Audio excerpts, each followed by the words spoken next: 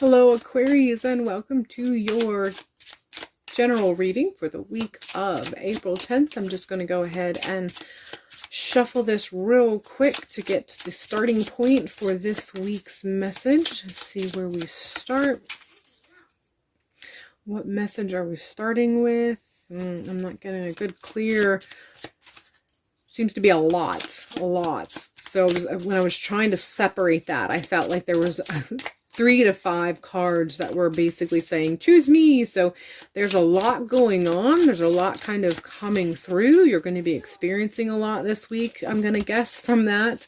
So I'm just going to focus a little bit more on what's the key component that needs to be focused on, and then go from there. And if this is you, you can always get a personalized reading to find personal identification. We have man, so there is some masculine energy, fire and air is coming through as far as masculine. Those are the elements that relate with masculine.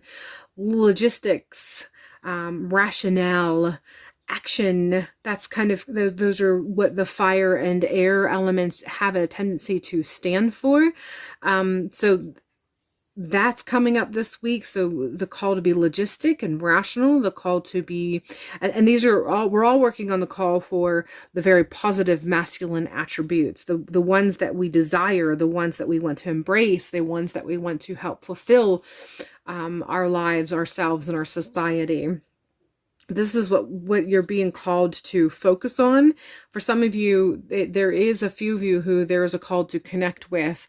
And the flip side of that is there are those of you who are involved with a man who does not have these attributes. They're not the positive attributes of what you would consider positive divine masculine echoes or reflections. And so there's a call to be reflective on that connection and maybe create a disconnect where necessary, especially if there is a toxicity in the connection, creating boundaries. So divine masculine is coming through. I feel like for some of you, this might mean that if you have a particularly feminine focused ancestor and or deity practice, there's a few of you who may experience a bit of a divine masculine presence. And so that's something that you may not only experience, but begin to question whether or not you want to include it into your personal spiritual practice as far as where you go and how you grow. There's also, there's something about business that comes in with this too.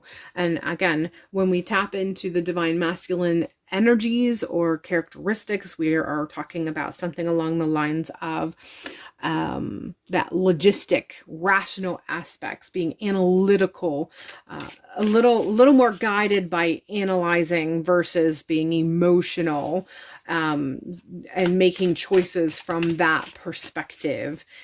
So yeah, let's go ahead and shuffle. I'm going to see if I can get any more from this particular card, or if whatever I pull from this next deck will tap into the rest of this message, because I'm not getting too much more from this man card by itself. So let's go ahead and right away I get a split in the deck, and it says 7 of Pentacles. So this is coming in strong with that. There's work that has been done, the work that has been completed, and you're at that plateau where it doesn't need you to be hovering over it anymore, but you're not also at the point where you can harvest the bounty from that work. So again, I said this felt like it was work oriented. This felt like it was pulling in those concepts of approaching things from a logistic side, from an analytical perspective. It's not saying that you can't tap into intuitive, but whatever you get from an intuitive perspective, you want to continue or follow through with a very logistical, analytical, rational perspective. And so when you couple that with the 7 of Pentacles, this is just letting you know the response. I feel like the response is to look at something and feel from an emotional perspective that something needs you to continue to guide or help or assist or to nurture. And this is letting you know that you're at a position, whatever this is referring to, this week you're going to experience, or you've already have experienced leading into this week, whatever the situation is, you don't have to give it that constant TLC. You're actually at a point where it can do its own thing, and now you just have to wait and put in the time for when you can begin to draw from it and from its bounty. So this is giving you space to connect with your intuition. The moon is the next card. This is time for rest. This is time for internal work. So I know this sounds like it's contradictory, but there's a healthy balance. It's all about creating that balance of knowing when and what to apply the analytical aspects of ourselves and our characteristics, and knowing when to tap into the intuitive part. So whatever it is that this is referring to, you're supposed to approach that particular part of your life from an analytical, rational, logistic perspective. Know that you've provided it the nurturing that it needed, and now you're at a space where you're just waiting for it to finish its work before it needs you to do the next step.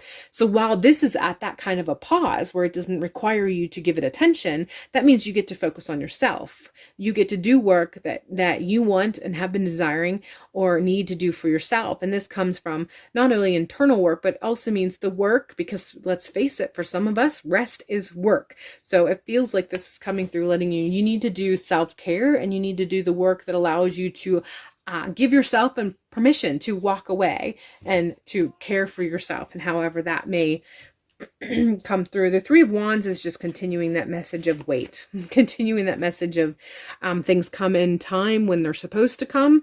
You don't want to force it. You just have to wait, even when you know which choice you're supposed to be making and what action you need to be going with. It doesn't mean you have to take that action right away. If you planted tomatoes in your garden and you took care of it and you weeded it and what have you, and the bush has now grown, so it's tall and it's actually shadowing the ground, so there's no more weeds, and it rains and it gets the sun, it does not require any more work from you. You've already given it the TLC, but you can't pick the tomatoes that aren't on the vine. Or if there's tomatoes and they're green, you can't pick them. You have to wait for it to be ripe.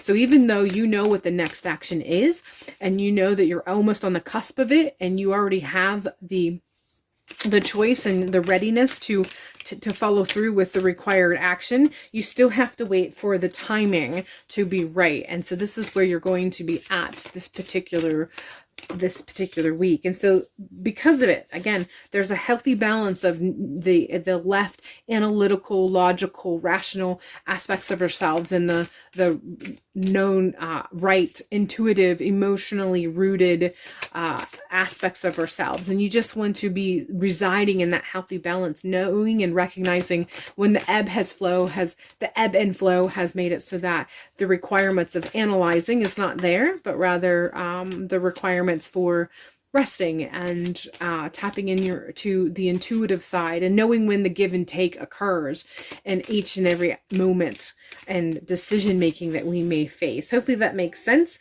I feel like that's kind of part of the message, is that sense of feeling kind of confused, because on one hand you feel that you need to be analytical, and on the other hand you feel that you need to be intuitive, and they're both true.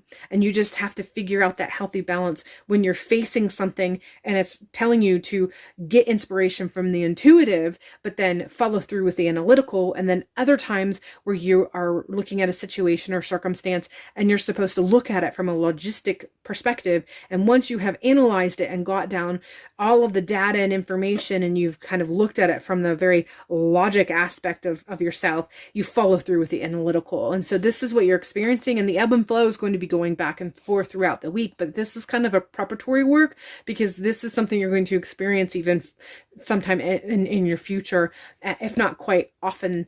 And I feel like this just comes in line with being an Aquarius. So it's something you may have already been facing quite frequently throughout your life. We're finishing with invite your fears to tea.